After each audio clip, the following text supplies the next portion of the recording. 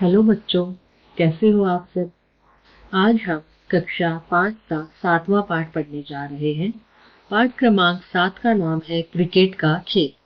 Cricket का नाम सुनते ही आपको पहले कौन सा खिलाड़ी याद आता है? जैसे सचिन तेंदुलकर है, कपिल देव है, इन सबका नाम तो आपने सुना ही होगा। ये बहुत ही प्रमुख खिलाड़ी थे क्रिकेट। इस पाठ के द्वारा हम क्रिकेट के इतिहास से परिचित होंगे। क्रिकेट खेलने के तरीके, खिलाड़ियों की संख्या, उनकी पोशाक, खेल के प्रकार आदि के बारे में भी हमें जानकारी मिलेगी। और जो महान खिलाड़ी हैं उनके विषय में भी हमें इसमें से कुछ पता लगेगा।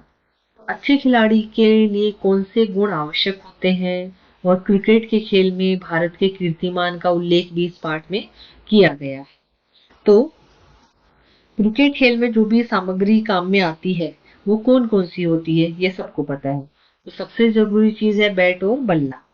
तो महान खिलाड़ियों और महान बनने के गुणों को जानेंगे हम इस पाठ के द्वारा। तो इस पाठ में क्रिकेट के खेल का इतिहास तथा उसके विषय में जानकारी दी गई है। तो क्रिकेट एक लोकप्रिय खेल तो है ही, पूरी दुनिया जानती है और खेलना भी पसंद करते हैं लोग। और उसके अतिरिक्त वह मनुष्य को बहुत कुछ सिखाता भी है। यह सिर्फ एक खेल नहीं है, उस खेल के द्वारा हम बहुत सारी गुणों को भी अपना सकते हैं। आत्मविश्वास, परिश्रम, अनुशासन तथा विनम्रता जैसे गुण क्रिकेट खिलाड़ियों के लिए अनिवार्य होती हैं। अगर ये गुण इनमें नहीं है तो वे अच्छे से नहीं खेल पाएंगे और एक अच्छी टीम वो नहीं बना पाएंगे। इनके अभाव में ना तो वह खेल में कुशलता प्राप्त कर सकते हैं और ना ही अन्य खिलाड़ियों के साथ अच्छे संबंध बना सकते हैं। तो वास्तव में क्रिकेट एक तरह का खेल है। तो भारतीय खिलाड़ी कपिल देव को शताब्दी का सर्वश्रेष्ठ खिलाड़ी होने का और सचिन तेंदुलकर को सबसे अधिक कीर्तिमान स्थापित करने का श्रेय मिला है। ये हम सबको पता है। इस पाठ में क्रिकेट के खेल का इतिहास और उसके विषय में जानकारी दी गई है। क्रिकेट एक लोकप्रिय खेल तो है ही, साथ ही में मनुष्य को बहुत कुछ सिखाता भी है। जो खिलाड़ी टीम के अनुशासन में रहकर आत्मविश्वास से खेलता है वही सच्चा खिलाड़ी होता है। पाठ शुरू कर रहे हैं हम। भारत में क्रिकेट के खेल का आरंभ पिछली शताब्दी में हुआ। तो पिछले कुछ वर्षों से भारतीय क्रिकेट टीम की गिनती दुनिया की चोटी की टीमों में की जाने लगी है। तो यहाँ पे पहले क्रिकेट का खेल इतना नहीं पहचाना जाता था, लेकिन आजकल इतना क्रिकेट का खेल खेला जाता है, सब लोग उसके बारे में जानते हैं। तो भारत की जो क्रिकेट टीम है उसकी गिनती दुनिया की चोटी की टीमों में, यानी कि सबसे ऊपर की टीमों में, अच्छा खेलने वाली टीमों में गिना जाने लगा है उसको। अब यह खेल 2 टीमों के भी खेला जाता है और हर टीम में 11 खिलाड़ी होते हैं। तो यहाँ पे 2 टीमों के बीच में यह खेल खेला जाता है और हर एक टीम में 11 खिलाड़ी होते हैं। क्रिकेट के ग्राउंड पर घास लगी होती है। पहले मैदान तैयार करने के लिए कच्चे मैदान पर नारियल या पटसन की चटाई बिछाकर उस पर कीले ठोक दी जाती थी, लेकिन अब घास के मैदान पर ही खेल होता है। क्रिकेट की सबसे प्रमुख चीजें हैं बल्ला और गेंद। तो यहाँ पे क्रिकेट के खेल के बारे में बताया गया है कि 2 टीम होती हैं, दोनों टीमों में 11-11 खिलाड़ी होते हैं और क्रिकेट का जो ग्राउंड होता है उसमें घास लगी हुई होती है। तो पहले मैदान तैयार करने के लिए मैदान में जैसे पिच तैयार करते हैं तो उसमें पहले कच्चे मैदान को तैयार किया जाता था। तो उसके अंदर नारियल और पटसन की जो पेड़ होता है उसकी स्किन निकालकर उसकी एक चटाई टाइप बनाई जाती थी। उस चटाई को पिच के ऊपर बिछाकर चारों तरफ उसकी कीले लगा दी जाती थी ताकि खेलते समय वो हिले नहीं। लेकिन अब घास के मैदान पर ही खेल होता है। क्रिकेट की सबसे प्रमुख चीजें क्या है? बैट और बल्ला। तो किसी भी टीम में 2 तरह के खिलाड़ी होते हैं। कुछ वे जो बल्लेबाजी करते हैं, ठीक है, और कुछ वे जो गेंदबाजी करना जानते हैं। तो टीम में हर तरह के खिलाड़ी होते हैं। जो बल्लेबाजी बैट्समैन अच्छे होते हैं या बॉलर अच्छे होते हैं या फिर दोनों ही अच्छे से कर पाते हैं। तो गेंदबाज 2 प्रकार के होते हैं, जैसे फास्ट बॉलर और स्पिनर के नाम से जाना जाता है उनको, जो बहुत तेज बॉल फेंकते हैं, और स्पिनर यानी कि जो स्लो बॉल फेंकते हैं। तो प्रत्येक टीम का एक खिलाड़ी विकेट कीपिंग का मोर्चा संभालता है।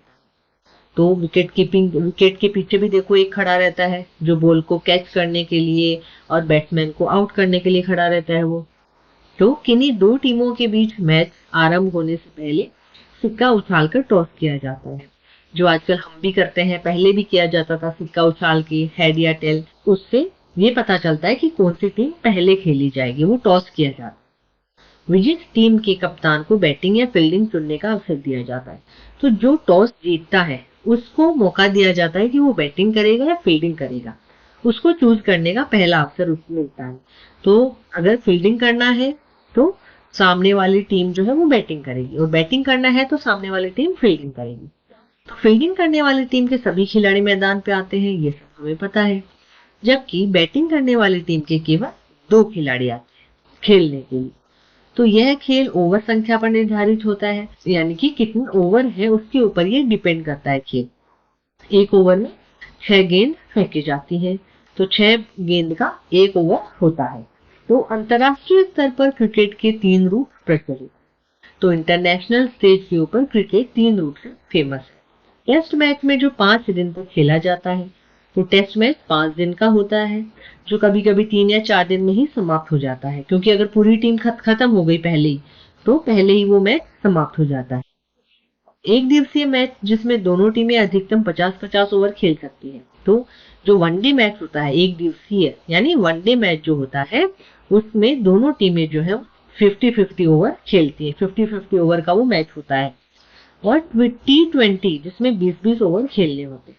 तो आजकल नए नए गेम चल रहे हैं, नए नए खेल चल रहे हैं, तो अभी T20 चल रहा है, तो T20 में 20-20 ओवर का वो खेल होता है।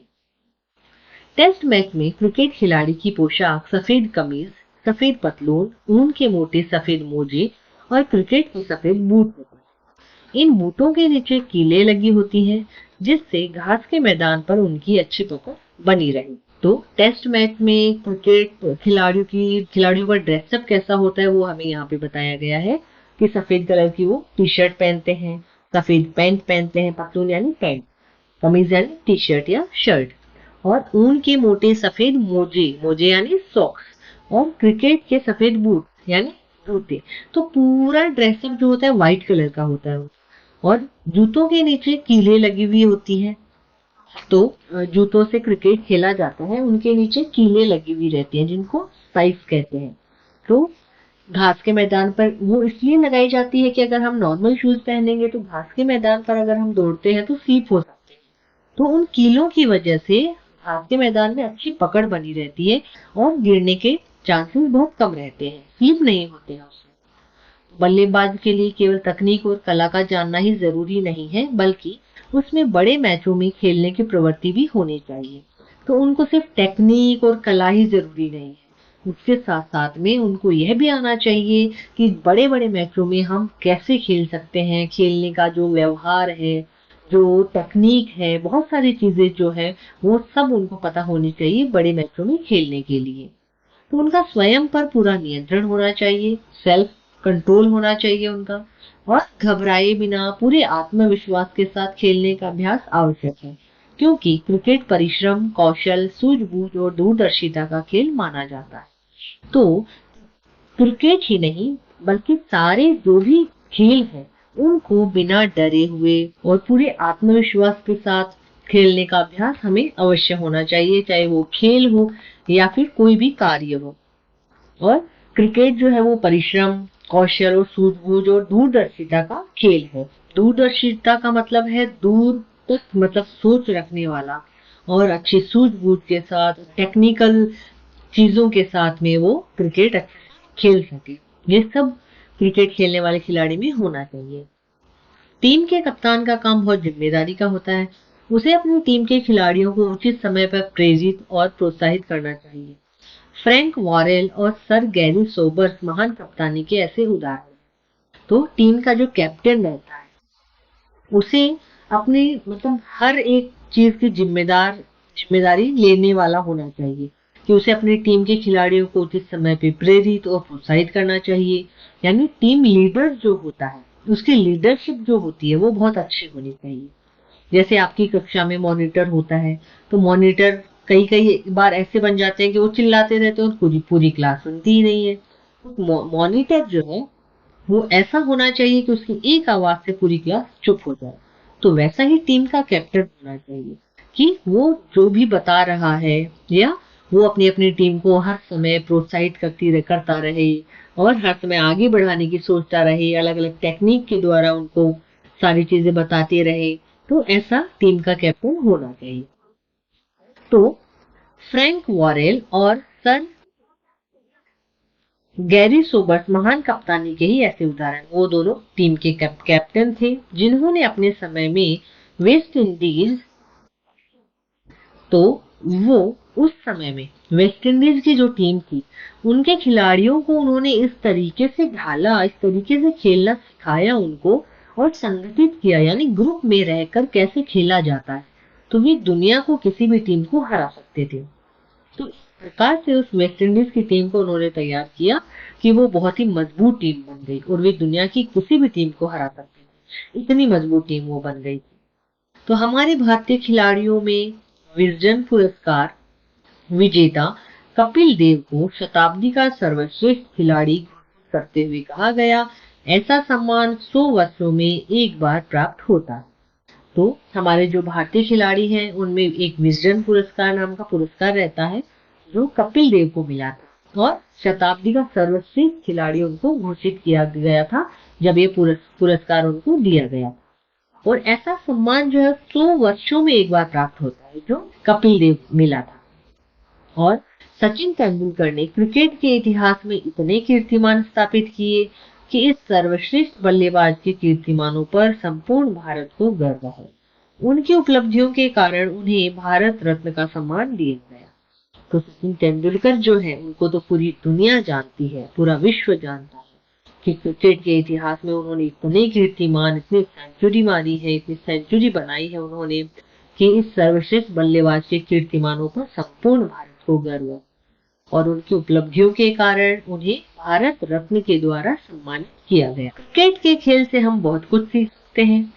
यह हमको अनुशासन और टीम भावना सिखाता है। यह हमें विनम्रता भी सिखाता है क्योंकि हो सकता है कि एक दिन आप सफल हो और दूसरे दिन आपका खेल बहुत ही घटिया हो। क्रिकेट यह भी सिखाता है कि अपने प्रतिद्वंदी को कभी कमजोर नहीं समझना। तो यहाँ पे क्रिकेट के खेल से हम क्या क्या सीख सकते हैं और हमें क्या क्या सीख मिलती है वो बताया गया है कि हमको अनुशासन और टीम भावना सिखाता है क्रिकेट, यानी कि डिसिप्लिन में कैसे रह सकते हैं हम और टीम के एक साथ टीम को लेकर कैसे चलना है, कैसे खेलना है, वो सब हमें सिखाता है क्रिकेट। और क्रिकेट के द्वारा हम विनम्रता भी सीखते हैं क्योंकि हो सकता है कि एक दिन हम बहुत ही अच्छा खेल रहे हैं और दूसरे दिन हमने बिल्कुल भी नहीं खेला, हमारा खेल बिल्कुल ही घटिया हो गया, से हो सकता है। तो उस समय हमें विनम्र रहना बहुत जरूरी है। आपसे बहुत ज्यादा गुस्सा कर रहे हो तो आप वैसे भी अच्छा नहीं खेल पाओगे। तो हर एक सिचुएशन में आपको अपने ऊपर कंट्रोल होना चाहिए। क्रिकेट यह भी सिखाता है कि अपने प्रतिद्वंदी को कभी कमजोर नहीं समझना चाहिए। हम सामने वाली टीम को कमजोर समझ लेते हैं, अगर वो थोड़ा सा भी कम खेले, अच्छा नहीं खेल रहे हैं तो हम कमजोर समझ लेते हैं कि लाइक ये कुछ आता ही नहीं है, हम ही जीतने वाले। तो ये गलती कभी भी नहीं करनी चाहिए। सामने वाले व्यक्ति को कभी कमजोर नहीं समझना चाहिए। हो सकता है वो तुमसे भी बहुत अच्छा खेले टाइम आने पे, तो उसी को कहते हैं सही खेल भावना। तो खेल के प्रति जो भावना रहती है तो वो अच्छी होनी। क्रिकेट के मैदान में आपको जो सीख मिलती है वह आगे चलकर जीवन में भी बहुत उपयोगी सिद्ध होती है। तो हमें इतनी सारी सीख मिली है क्रिकेट के द्वारा, तो मैदान में जो भी हम सीखते हैं तो वो हमें जीवन में आगे बहुत ही काम आती है। 2011 में भारतीय टीम एक दिवसीय अंतर्राष्ट्रीय विश्व कप में 2011 में भारतीय टीम एक दिवसीय अंतर्राष्ट्रीय विश्व कप में और उससे पहले 2020 प्रतियोगिता में भी विश्व कप जीतने में कामयाब रही थी। उससे पहले भारतीय टीम ने 1983 में भी एक दिवसीय विश्व कप जीता था। तो यहाँ पे 2011 में भारतीय टीम ने वनडे जो इंटरनेशनल विश्व कप हुआ था उसमें, और उससे पहले जो T20 हुआ था 2020 प्रतियोगिता हुई थी उसमें विश्व कप जीतने में वो कामयाब हुई थी 2011 में। इससे पहले भारतीय टीम ने 1983 में भी एक दिवसीय वनडे विश्व कप जीता। तो अब तो भारत में लीग मैचों आईपीएल का नया युग प्रारंभ हो चुका है, जिससे अंतर्राष्ट्रीय खिलाड़ी भी हिस्सा लेते हैं। तो उसके अंदर अंतर्राष्ट्रीय राष्ट्रीय सभी खिलाड़ी मिक्स होते हैं। तो इस नए युग में आप भी इस खेल का आनंद लेते रहें और खेलते रहें। तो इस नए युग में हमें भी आनंद लेते रहना है और खेलते रहना है। आशा है आपको पाठ समझ में आया होगा। अभी हम बढ़ते हैं शब्दार्थ की तरफ। तो शब्दार्थ में हमारे पास है चोटी, श्रेष्ठ या शिखर, संभव जो हो सके, पॉसिबल, साधारणतः, आमतौर पर, प्रवृत्ति, मन का किसी और झुकाव या आदत, अभ्यास, किसी काम को बार बार करना, कौशल, योग्यता, दूरदर्शिता, दूर की बात सोचने का गुण, प्रेरित, प्रेरणा प्राप्त, प्रोत्साहित, उत्साह बढ़ाना, अनुशासन, नियम पालन, विनम्रता, विनय, नरमी, प्रतिद्वंदी, बराबरी का लड़ने वाला। अभी हमारे पास इस पाठ में एक मुहावरा भी आया है, चोटी में गिना जाना, यानी सर्वश्रेष्ठ माना जाना।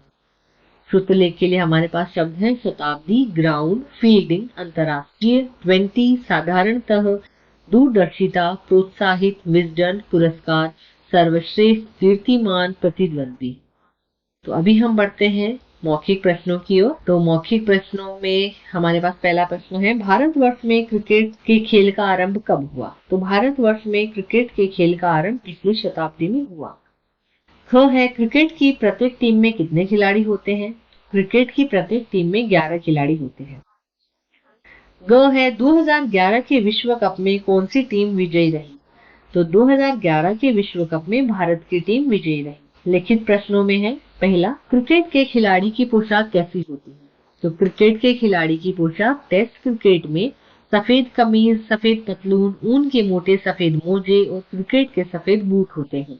इन बूटों के नीचे कीलें लगी होती हैं, जिससे घास के मैदान पर उनकी अच्छी पकड़ हो। ख है, क्रिकेट का खेल कैसे मैदान पर खेला जाता है?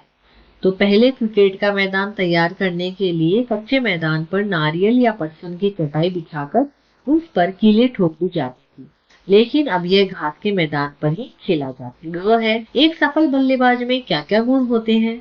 तो एक सफल बल्लेबाज के गुण हैं तकनीक और कला की जानकारी, आत्मविश्वास, स्वयं पर नियंत्रण, बड़े मैचों में खेलने की प्रवृत्ति, परिश्रम, सूझबूझ और दूरदर्शिता। वह है, टीम के कप्तान की क्या जिम्मेदारी होती है? तो टीम का कप्तान एक जिम्मेदार व्यक्ति होता है। उसे अपनी टीम के प्रत्येक खिलाड़ी की भावनाओं का ध्यान रखना होता है, खिलाड़ियों को संगठित रखना, समय समय पर प्रेरित करना और उनका उत्साह बढ़ाना कप्तान की ये जिम्मेदारी होती है। ड़ है, टीम भावना और खेल भावना का क्या अर्थ है? विस्तार से लिखो।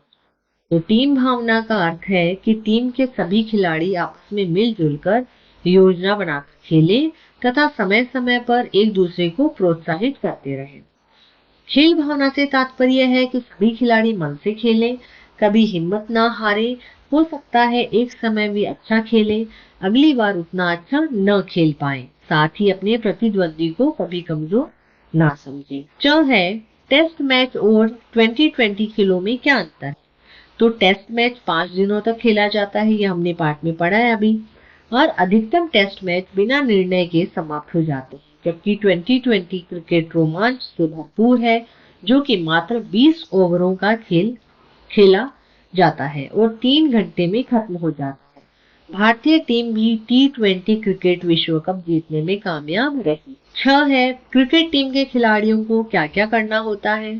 तो क्रिकेट के टीम के खिलाड़ियों को batting, bowling, wicket keeping, fielding करनी होती है। आगे है दूसरा प्रश्न, वाक्य पूरे करो। तो उसमें पहला है, फ्रैंक वॉरेल और सर गैरी सोबर्स महान कप्तान थे। दूसरा है, कपिल देव के शताब्दी का सर्वश्रेष्ठ खिलाड़ी घोषित किया गया। तीसरा है, सचिन तेंदुलकर ने क्रिकेट में कई कीर्तिमान स्थापित किए हैं। चौथा है, क्रिकेट हमको अनुशासन और टीम भावना सिखाता है। तो प्रश्न संख्या 3 में है, सही उत्तर पर सही का निशान लगाइए। तो पहला है, शताब्दी का सर्वश्रेष्ठ खिलाड़ी किसे घोषित किया गया? तो हमने पाठ में पढ़ा था शताब्दी का सर्वश्रेष्ठ खिलाड़ी कपिल देव को कहा गया। आगे है, वह है क्रिकेट मैच में विकेट कीपिंग कौन करता है? तो विकेट कीपर करता है। भारत ने एक दिवसीय विश्व कप कब कब जीता था? तो 1983 और 2011 में। आगे है, सोच कर लिखो वाला प्रश्न। हमें खेल को खेल भावना से खेलना चाहिए। अपने विचार लिख। खेल भावना हमें ईमानदारी पूर्वक खेलने, टीम के साथियों और प्रतिद्वंदियों के प्रति शिष्टाचार बरतने, नैतिक व्यवहार, हार जीत की चिंता किए बिना सत्य का साथ देने की प्रेरणा देती है। यह खेल के मैदान पर सकारात्मक माहौल, आनंद उत्पन्न करती है। इसलिए हमें खेल को खेल भावना से खेलना चाहिए। यहाँ पे हमारे प्रश्न उत्तर खत्म होते हैं। अभी हम बढ़ते हैं पाठ के नीचे के व्याकरण की ओर। तो भाषा से का पहला प्रश्न है, पूर्वक लगाकर नए शब्द बनाओ और उनके अर्थ लिखो। तो प्रशंसा प्लस पूर्वक प्रशंसा पूर्वक, साहस प्लस पूर्वक साहस पूर्वक। प्रशंसा पूर्वक का अर्थ है प्रशंसा से भरा हुआ, साहस पूर्वक का साहस से भरा हुआ। वीरता प्लस पूर्वक वीरता पूर्वक, वीरता से भरा हुआ। न्याय प्लस पूर्वक न्याय पूर्वक, न्याय से या सही से। आगे है प्रश्न संख्या 2।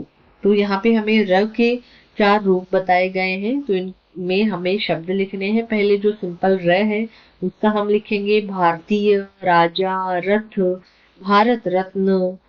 और दूसरा जो र है जो पैर में लगता है उसका क्रिकेट और ग्राउंड। फिर जो सर के ऊपर र लगता है दूरदर्शिता और कीर्तिमान। फिर वी आकार का जो र होता है वो अंतरराष्ट्रीय, राष्ट्रीय, ड्रामा, मेट्रो, ट्रेन, इनमें ये लगता है। प्रश्न संख्या 3 है, प्रत्येक पंक्ति में शुद्ध वर्तनी वाले शब्द पर सही का निशान लगाओ। तो पहली लाइन में होगा चौथा आदर्श, दूसरी लाइन में होगा तीसरा दूरदर्शिता, तीसरी लाइन में होगा दूसरा क्रिकेट, चौथी लाइन में होगा तीसरा ड्रामा। तो यहाँ पे हमारे प्रश्न उत्तर खत्म होते हैं। आशा है आपको पाठ और प्रश्न उत्तर अच्छे से समझ में आए होंगे। धन्यवाद।